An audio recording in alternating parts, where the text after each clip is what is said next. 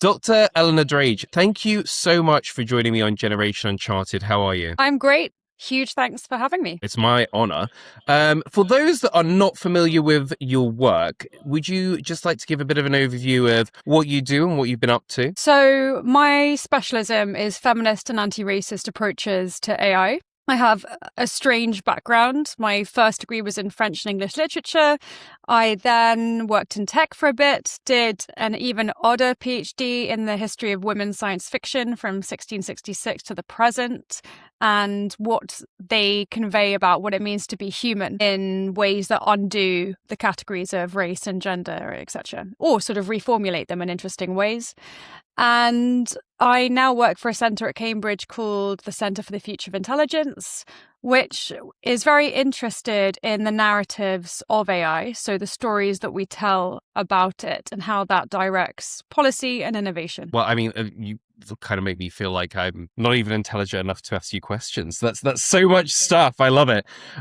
You also have a podcast, which is kind of asks a really simple question, which is, what is good technology? So I really want to start there. After, so long doing your podcast and speaking to all these experts, are you any closer to an answer of what is good technology? I love that now people are responding to that question in a way that's a bit less abstract, because academics tend to have a way of answering that's very vague and big picture. And I actually prefer those less than people who come on now and say, well, good technology is my blood glucose monitor that keeps me alive, but only when the cap doesn't fall off.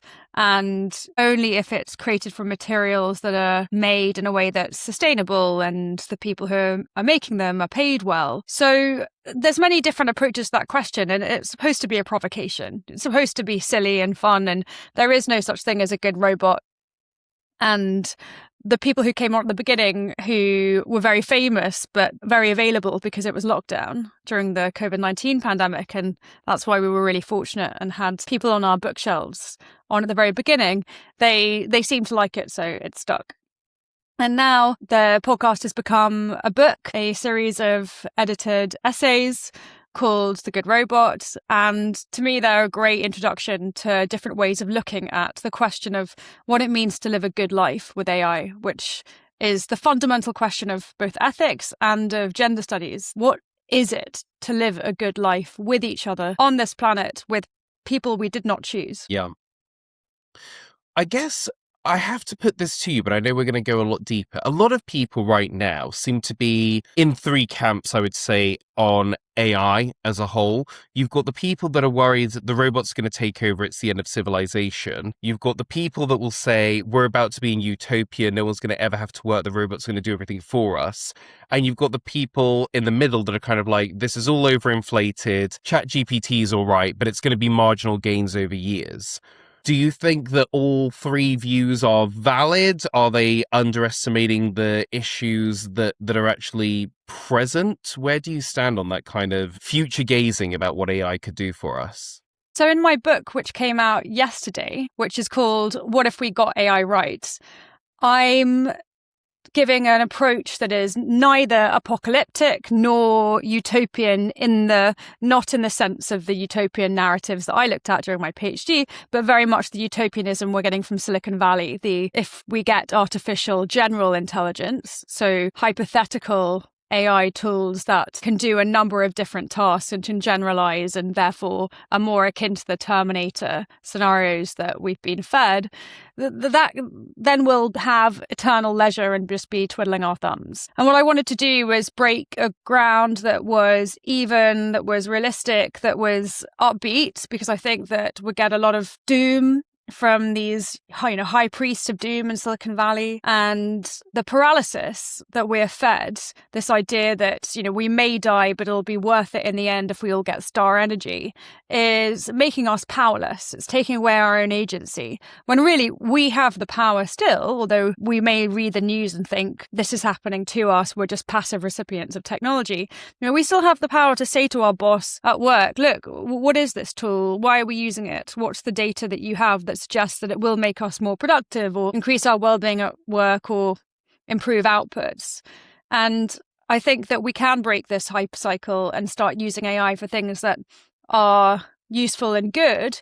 We just have to really listen to each other and listen to the people who are experiencing the downstream effects of technology, from marketeers to lawyers to teachers, who actually have a really good sense of what AI is and how beneficial it is, as we saw during the A-level algorithm scandal in the UK, when Gavin Williamson, our education secretary at the time, commissioned a tool that would give results to students who were unable to sit their exams. And it was disproportionately likely to indicate that students from deprived areas would get worse results. And the teachers at the time were maybe not experts in the kind of algorithms that were being used, but they knew their students. So I think, we know our disciplines, we know our students. We can make good decisions without really having to know a great deal about algorithms. Well, you know what? You've taken it into education. I'd like to stay there if we could, because, I have skin in the game here. I have 3 children. One is a late teenager about to go off into the world. The other 2 are quite young. What should I be thinking about as a parent when it comes to AI, both in their actual personal use of it, but also the wider context of how AI might be impacting their lives? Well, first, congratulations. Thanks. It's Quite fond not of them. easy to be a parent. Yeah, no, I'm sure you're doing a great job, and it's half term, so the work that you have to do is now picked up. Yeah. I think that those conversations need to be had with the teachers, with the students, and I think we need to start admitting to AI either use or disuse. So, for example, there's lots of parents, lots of teachers, lots of children who are using AI tools but aren't admitting it, or not using it and are a bit embarrassed that they're not using it. But either way, we're not yet having the conversations that we need to be able to decide what's actually working and what's not. And if we have our conversations in silos, if it's just teachers talking to teachers, parents talking to parents, kids talking to other kids, then we're not going to get anywhere either. It's a good moment for us to decide, as we are at Cambridge, what is education? And that question looks very different from college to college, from discipline to discipline. We have the physics teachers, top scientists at Cambridge using it to check and create exam questions because it works very well, they say. And often teachers themselves make mistakes when they come up with physics questions. Whereas there, you can sit next to a Don, which is what we call the teachers at Cambridge, and in English, and they'll tell you, actually, I've never used an AI tool, never will. And that's just the way it is. And I don't think English literature has anything to do with AI at all. So I think we really need to trust people's expertise in the way that they think about their discipline. They want their discipline to be taught, because teachers are always going to disagree. You have 100 teachers in the room. They will never say the same thing about how they feel AI should be used in either teaching or marking or anything else. And that's great. That kind of disagreement is really healthy. It drives us forwards in the question of, what does it mean to learn? What does it mean to educate?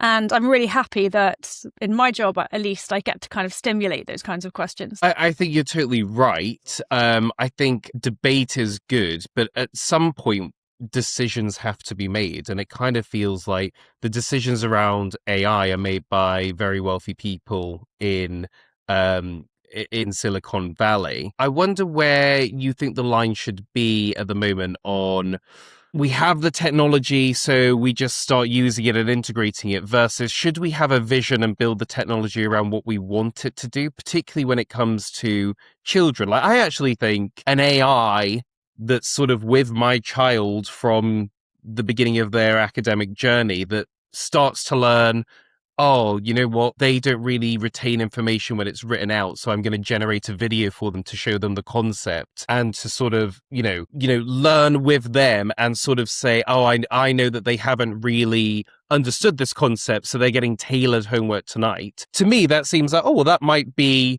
quite positive. But again, it's not really how we build technology, is it? It's kind of like, oh, we can now send a message out to the entire world. We're going to call it tweeting, and we all saw the problems with social media. So where do you think the line should be on us making decisions about what we want technology to do and implementing it, versus it just kind of happening by mistake, or rich millionaires deciding this is what it's going to do for you. I agree that big picture thinking is super important. And now I invite my own students to say, well, what kinds of AI worlds do we want to live in? And I think that question is really important and really enabling, because the world is not decided. Things can change and will change. My students will go on to work in different organizations.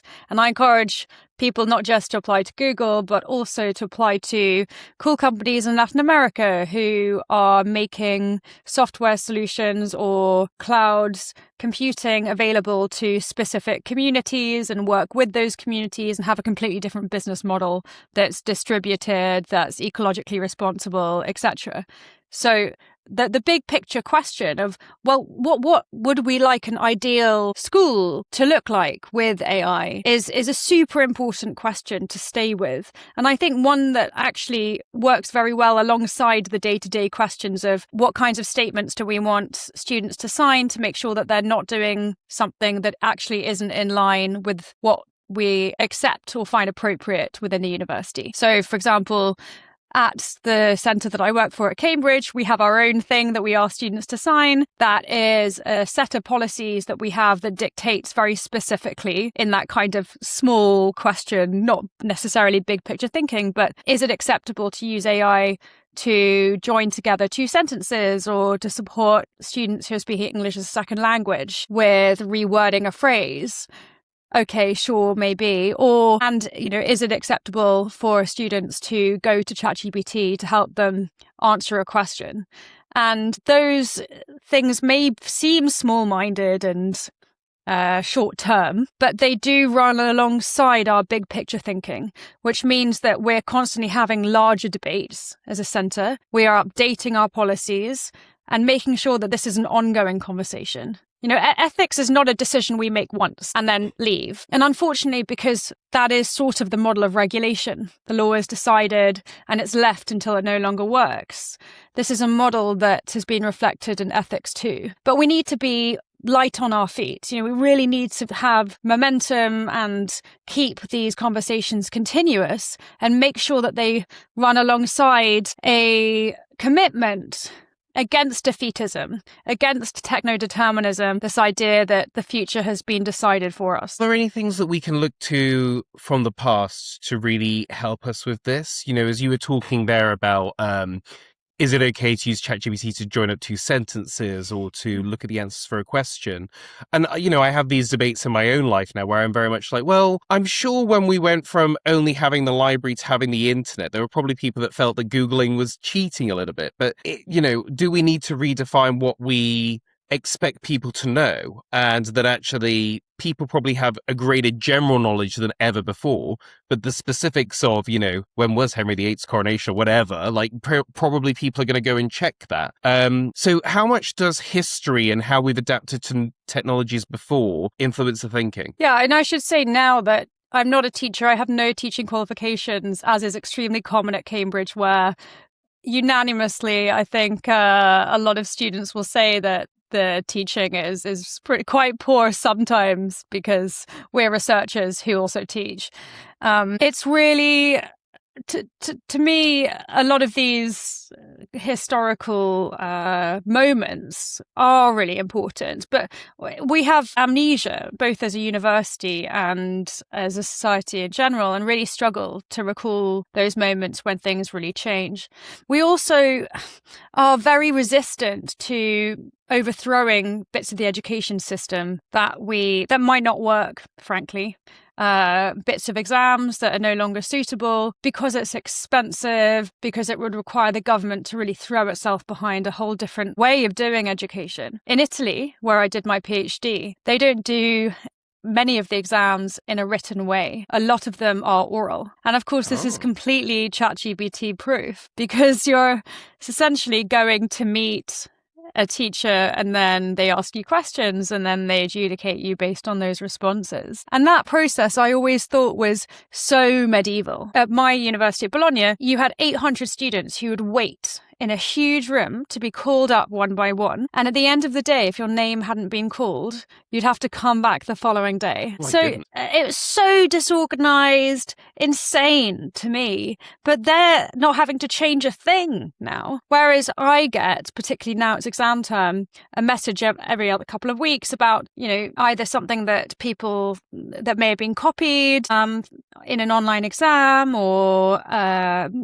things that could have been put through an AI system. And the line is much harder to draw in our education system here in the UK. So I think we can look to what people are doing elsewhere and see if that's more resilient. And in the conversations you're having, how dystopian / optimistic are people, and do they realize what we're doing? I would give the example of social media, where if you chart that trajectory, like in my lifetime I saw it from going from you can send a text to someone you like rather than calling them, then all of a sudden, oh, you could send that text to the world, and then all of the social upheaval and the fighting and the social wars we've had on social media, and the comments, and tried to figure out what legislation you need, and is that a real death threat because it didn't all of that's gone on. Is there a worry, or do we need to think a bit wider as we go into AI, that we don't sleepwalk into something, for example, like a police state, where the government can quite easily go through everything you own, your phone, your documents, and decide, actually, you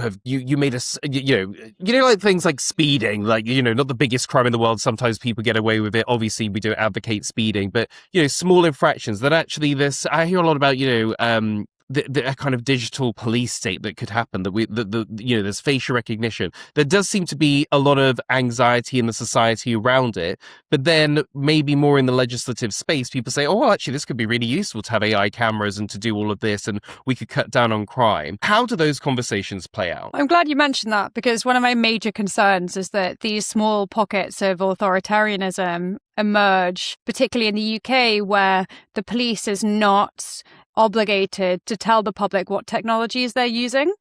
And I think there's a feeling in the UK that we have it better, to an extent, to the US. And in fact, that can be seen as completely untrue, because if you issue a freedom of information request to the Metropolitan Police, are you using a technology that claims to be able to tell you in advance which crowds of people are likely to turn violent and have been proved to be racist and trained on Black Lives Matter protests in the US? They'll tell you to get lost, which is what happened when I was doing some research on these kinds of technologies, particularly two companies, Geophidia and Dataminer, with Carol Cadwallader's investigative journalism group in the UK called The Citizens. And Carol was the journalist that broke the Cambridge Analytica scandal.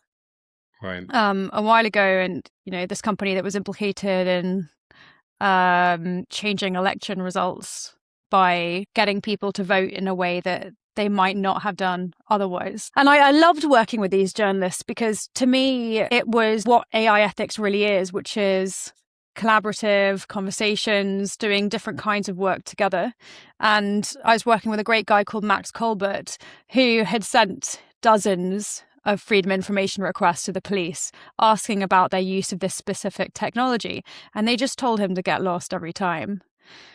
So yes, absolutely. But it's not sleepwalking. These are concerted efforts by the police to see themselves as apolitical, to reject the reality that they are a political organisation. They do work with the government. They do have an idea of crime and criminality that's inherited from the police of the past.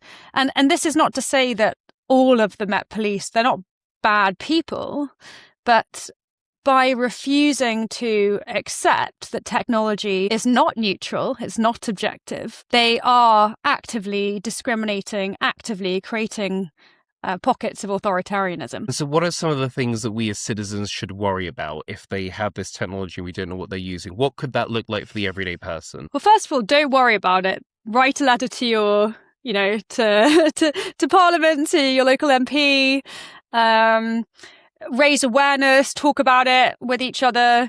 I'm hoping that if enough people are aware, then the police will be under pressure to stop using these kinds of technologies. So don't worry, do something.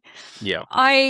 The problem with that we're seeing with this kind of policing technology is exactly the same problem that we're seeing with snake oil tools across the market. Recruitment AI software that claims to analyze your personality by looking at your face, tools that claim to be able to discern your sexuality from looking at your face. Anything that says that it is objective, that it can recognize XYZ, we have to ask, what exactly is it recognizing? And how has it been trained to recognize those attributes?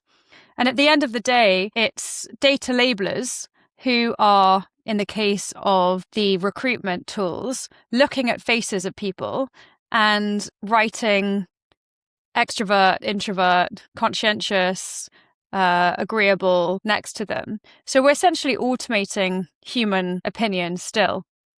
And once we make that clear, show our work, show how something is made, people will be less likely to think, oh, AI maybe can look at our face and discern those things, as if it were magic. And this market that is so good at pitching us snake oil is very much dependent on us not understanding the workings of these tools, which in my view should be pitched to consumers. Consumers have to be able to know how something is made. Just like on a tin of tomato soup, you need to know whether there are any tomatoes in it or whether it's just tomato flavor. It's exactly the same thing with our tech products. You know what? You come on to a good point, because one of the things I wanted to ask you is there a worry here that the discussions around AI become too academic, where the average person on the street doesn't even really know what we're talking about, and, you know, maybe understands the kind of, dystopia that I saw in that film, or, you know, utopia that I saw in that film, but doesn't, we almost lock them out of the discussion for it becoming too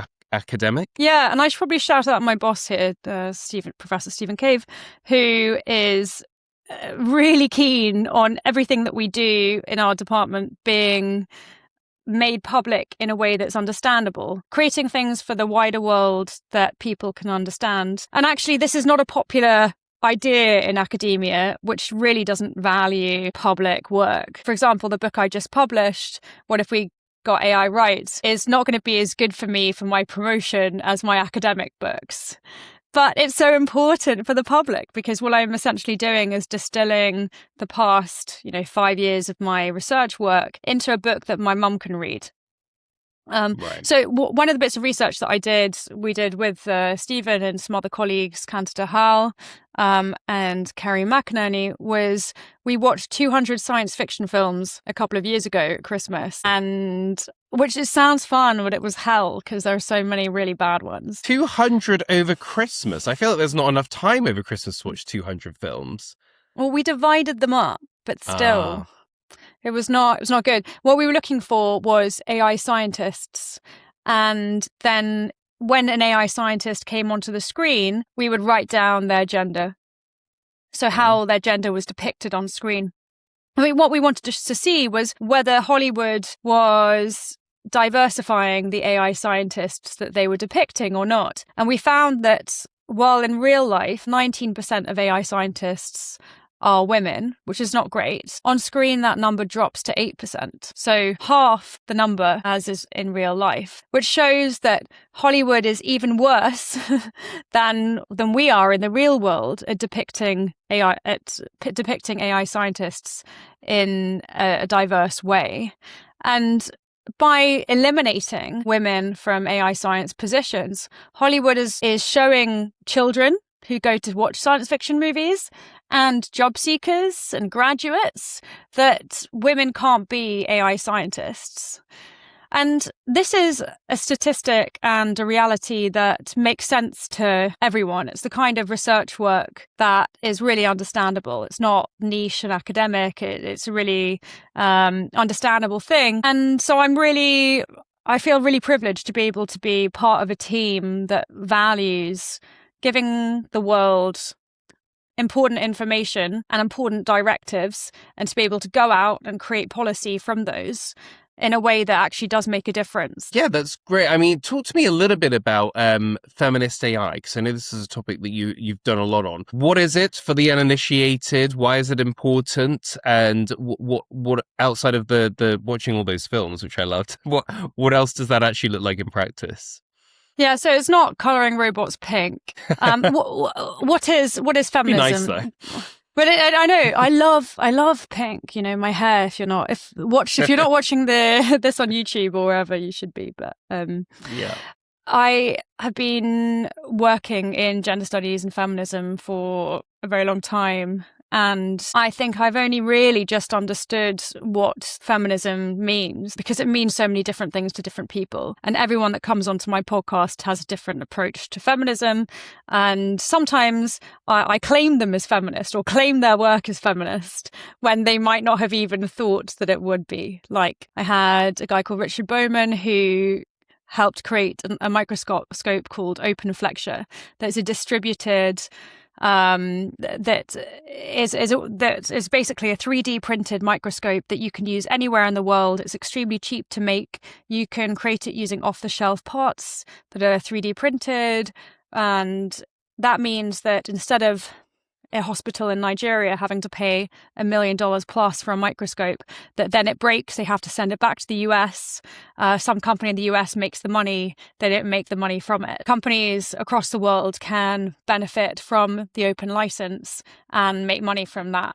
And this is a redistribution of both power and the economy of microscopes. To me, this is incredibly feminist because it's about shifting power, which essentially is what feminism, like anti-racist work or disability work, is trying to do. It's trying to shift power in the direction of the marginalized. I think that some concepts from feminism have been immensely powerful in helping people understand technology. For example, feminism is very keen on context, on saying all knowledge is developed in a context, in a place, by particular people, for a particular ideological end. There is no such thing as neutral knowledge. And that has pioneered a whole different approach to thinking about technology in my field and been immensely helpful. You have feminist physicists like Karen Barad who say, actually, there's no such thing as neutral observation because, as is the case with Niels Bohr's quantum mechanics, the observer and the observational tool affects the observed world. So if you're using an apparatus to look at in a wave particle experiment, and I highly recommend that you look this up, Karen Barad, Barad, that changes the way that the particles behave. And this is absolutely astounding. And if any of you are listening and you understand a bit of quantum mechanics, changed the field. It was a very stuck in its way, and now we know that the world is not just an open book to be read by a scientist, that the scientists themselves create knowledge about the world that transforms the world. So we've got to be really careful about how and where and who create knowledge. And that's just one of these amazing contributions from feminism. I have to fight every instinct to go much deeper on that because I am definitely a sci-fi geek and I have heard a lot about this. I find that observer theory incredible. I'm gonna make us stick with AI though. I think for a lot of people, and especially with the book that you've just written, what do you feel like the average person, not the academic, but the average person, what should they be doing when it comes to AI? What questions should they be asking when it comes to AI? I am someone that definitely easily feels like, oh my God, I'm falling behind on something. And I've definitely been taken in by, those YouTube thumbnails and people on social media, like, if you haven't figured out how to make 10K a month off AI by now, you've already fallen behind, or your job's going to go. And I'm like, oh my God, my job's going to go. Oh my God, I'm not making 10K a month from AI. What am I going to do? Obviously, that is just, clickbait. But for the average person, what should they be using AI to do? And what should they be cautious about? There's so many different ways of participating in the AI conversation. And I'm glad that you mentioned this because I was scrolling through Instagram in April and I was looking at Reese Witherspoon's feed and she uploaded a video where she made a smoothie, and she was telling her followers, like, ladies, it's time to lean in. It's time to know about AI. Like, we've got to jump on this train. We've got to get going before it leaves without us, you know? And the response in the comment section was almost unanimous in disagreement. People were really upset and angry, and they were thinking about energy and, well, what about the water? Because there's been a lot of rogue statistics that are partially correct about water usage in data centers, for example.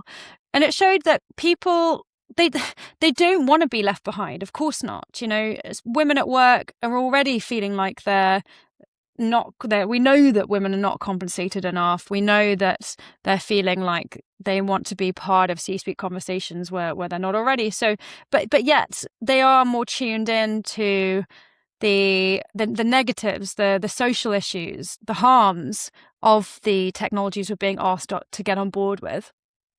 So what I want to give people is a critical AI education, a way of understanding AI that's not just teaching people to use better prompts on Claude or following Sam Altman's every move, because my God, that's so boring. You know, I already feel like I get enough Altman on my newsfeed, and it tells me not very much actually about these technologies and what they do. So the first thing I would say to people is diversify your news sources. Go listen to or follow on LinkedIn Melanie Mitchell, a great computer scientist. Margaret Mitchell, also a very cool computer scientist. Emily Bender, who's also a linguist, so she really understands how large language models use language. Alex Hanna may have a great podcast as well. And that will give you a really good education and insight into latest trends in a way that's actually smart, because we can dumb ourselves down by all listening to the same sources. So write those names down and go listen to them. The other thing that I would recommend is to get, really have a good sense of what the geopolitics of AI is. Look at the hardware, the material world of AI. Check out what's happening with spruce pines, the mine in North Carolina, where 90% of the world's high purity quartz is made, that ends up as silicon. Because in 2014, when Hurricane Helene moved in and almost drowned the mine, that could have brought AI production to a standstill. AI is not some ephemeral cloud, or it's not just Amazon Web Services. It's very much located in this precarious, environmentally dependent infrastructure that is really at risk because of climate crisis, but also because of Trump and the, gun-ho attitude we have to poor foreign policy relations. So think about NVIDIA in Taiwan and what happens if China invades.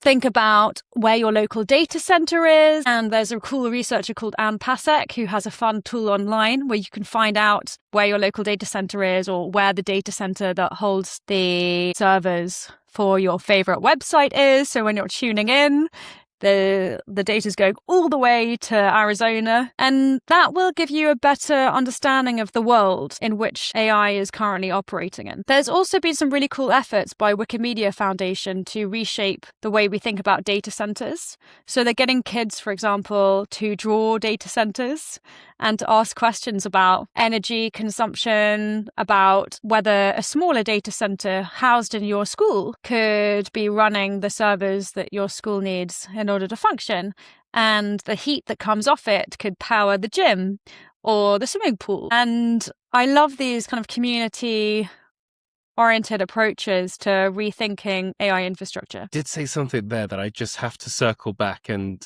just ask about. AI and water, because this is a big worry for people. How much water is AI really using, and why does it have to be fresh water? Why can't we just use seawater or whatever? So most of the water is in a closed loop system, which means that it's not like water coming in from the local reserve and being flushed through, and that water then disappears. Really, the water is being recycled within the data center.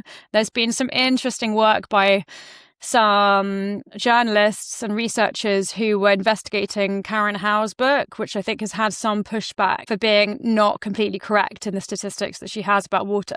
Saying that, I do love Karen Howe, and I think she's done great work in getting people tuned in to the issue in the first place. She's been unbelievably successful. It's incredible how much people know about the debate around water and AI. Saying that, it's not that the water use is acceptable at all, because it's still coming out of the reserve in order to go into the data center. And this is often happening in areas where water is scarce and is going to get even more scarce in the Atacama Desert and similar areas. And the stories that are being told are ones that are not good, but we need more interviews with people living in areas in Ireland, for example, where there's huge data centers near Dublin or in Frankfurt.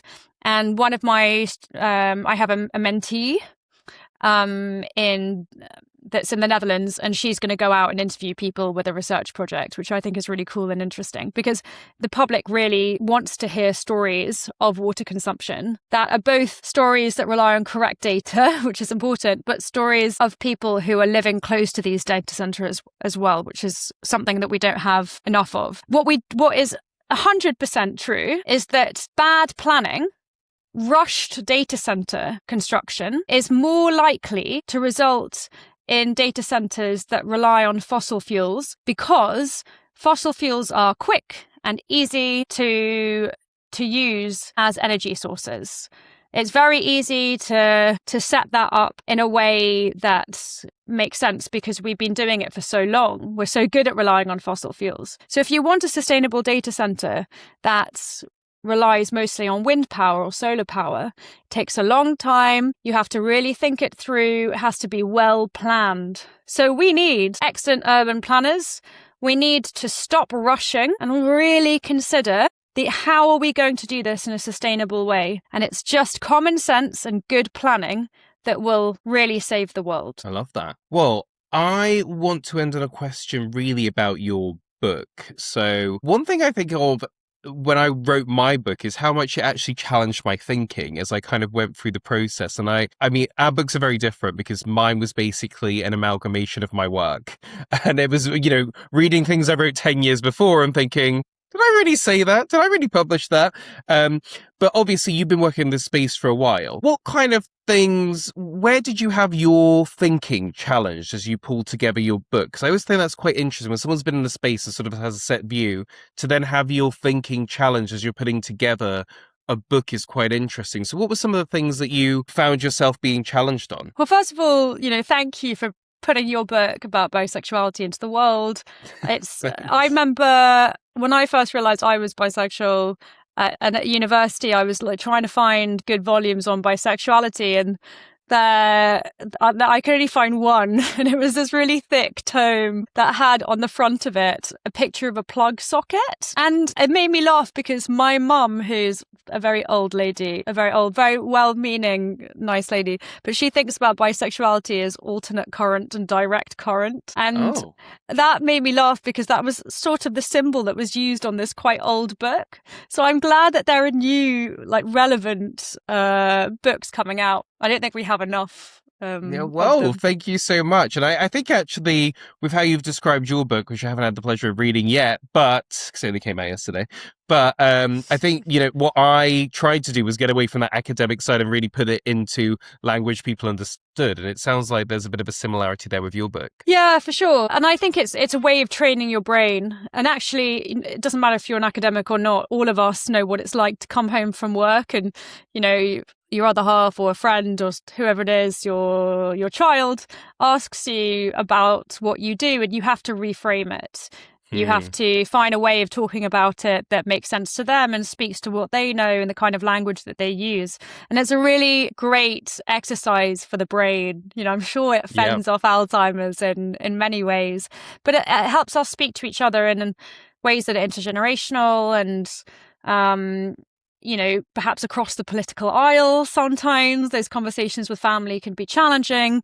Me explaining to someone of a completely different political orientation why they need to get on board with me about my ideas about, the politics of technology, for example, and how that affects them. It's really hard to have some of these conversations, and that there is a lot in my book that I think is controversial and, is perhaps a question of your opinions or beliefs. But I try to explain them in a way that invites people to participate in the debate rather than closes it down, which is ironic. So I don't know how open-minded I really am. I think, I spend a lot of time crying because someone said something to me in the pub I find disagreeable or whatever. I have very low resilience. But, really my political belief is in conversation. Because I find it challenging myself. Absolutely. And I think the conversation here is going to continue on as AI evolves. So thank you so much for joining me for this episode. If anyone wants to find the book, what's it called? Where can they find it? So the book is called What If We Got AI Right? And the subtitle is How to Stop Catastrophizing and Build an Ethical Future. And it's bright green, and it's got a kind of Truman Show door with some cloud coming through it. And yeah, should be quite an obvious one in the bookshop. Perfect. And are you doing any signings? Are you going to be out and about in the UK or? Yeah, I'm doing about 15 book festivals in, I think, Cheltenham, Edinburgh, Doncaster. Is there something in Leicester? I need to go back to my calendar and check. So check it out, and you can follow me on LinkedIn, and I have everything of what I'm up to, and of course follow The Good Robot too. Thank you so much. Thanks for having me. Subscribe for more content.